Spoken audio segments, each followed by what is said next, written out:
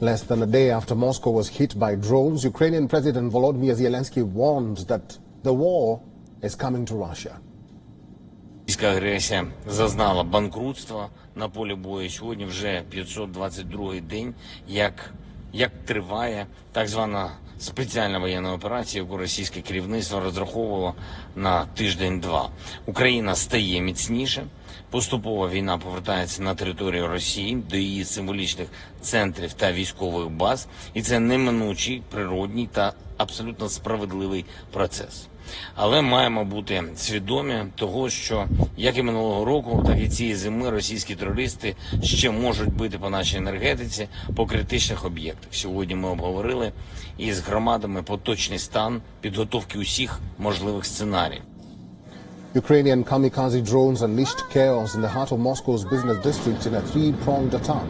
This is the moment of the blast. The area, several miles from the Kremlin, is known for its modern high-rise towers, and one of the buildings damaged was home to 3 Russian government ministries, as well as residential apartments.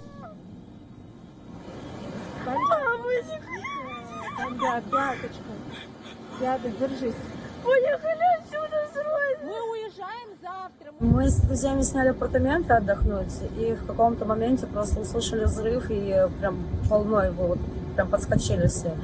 И потом очень-очень много было дыма, ничего не было разглядеть.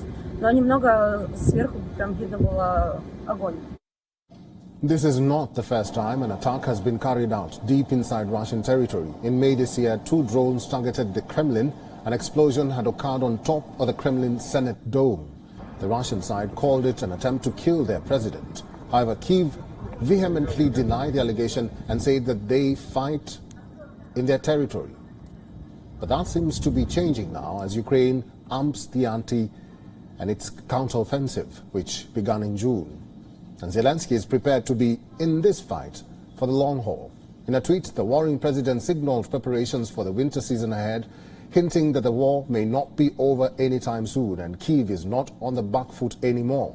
The statement from Zelensky comes at a time when a delegation of African leaders concluded a round of meetings with the Russian president to push for peace negotiations and end the conflict with Ukraine. Meanwhile, former Russian president has once again made a worrying remark from the sidelines. Dmitry Medvedev has said that Moscow would be forced to take the nuclear route should Kyiv's NATO-backed counteroffensive be successful. As the conflict entered its 18th month, the frequency and scale of attacks has intensified on both sides. Moscow, which lies nearly 500 kilometers away from Ukraine's border, has rarely been attacked during the course of the war.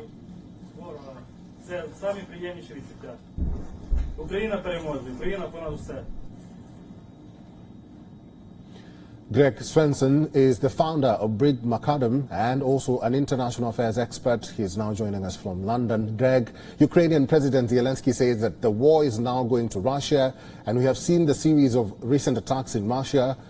What do you make of the timing of Zelensky's statement? Well, it's in some ways it's a bit confusing. I mean, you know, he does have the moral high ground right now because Putin has not held back and is not afraid of killing civilians, quite frankly.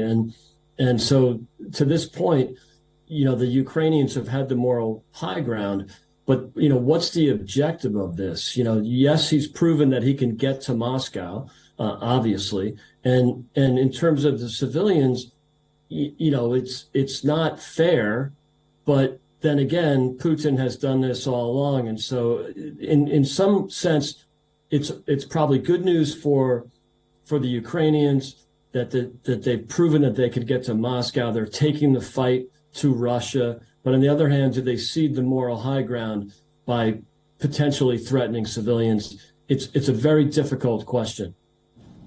Greg, former Russian President Dmitry Medvedev says that Russia will be forced to use nuclear weapons if Ukraine's counteroffensive is successful. Medvedev insists it will happen. So if it does happen, how will that change the course of the war? It's troubling to hear that, of course. And this could be a classic Russian bluff. And, you know, but on the other hand, you don't want to tempt it either, right? So I think, there is some threat there that should be paid attention to. The argument by many is that tactical nuclear weapons wouldn't be as catastrophic as strategic, but one thing leads to another. So I surely wouldn't want to tempt that. But it sounds like the Russians are again, trying this classic Russian bluff. I don't think it should work. But this goes back to the old red line argument, that the Obama administration, Biden administration, 10 years ago, drew the red line in Syria and did not enforce it. And that's really what leads to these potentially difficult situations where, you have this threat from the Russians. If you draw the red line, you have to enforce it. And I would be very, very averse to trying that right now.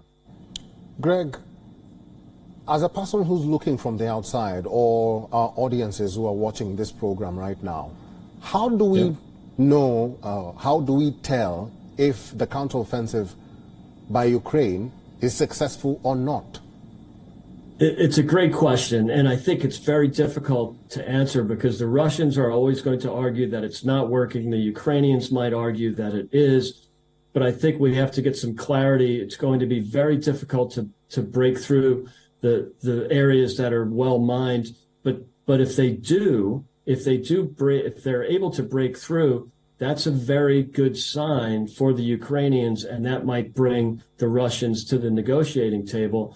I'm a little bit nervous about the incrementalism coming from the West, notably the U.S., where they have not delivered weapons that the Ukrainians need at the right moment in the right stage. They're very incremental about it. They deliver necessary weapons only after much negotiation and much pain for both the Ukrainians and the Russians, frankly. So it's not a good timing in terms of making these threats now. You've got the U.S. has just passed a 3% defense cut in military spending. Not good timing.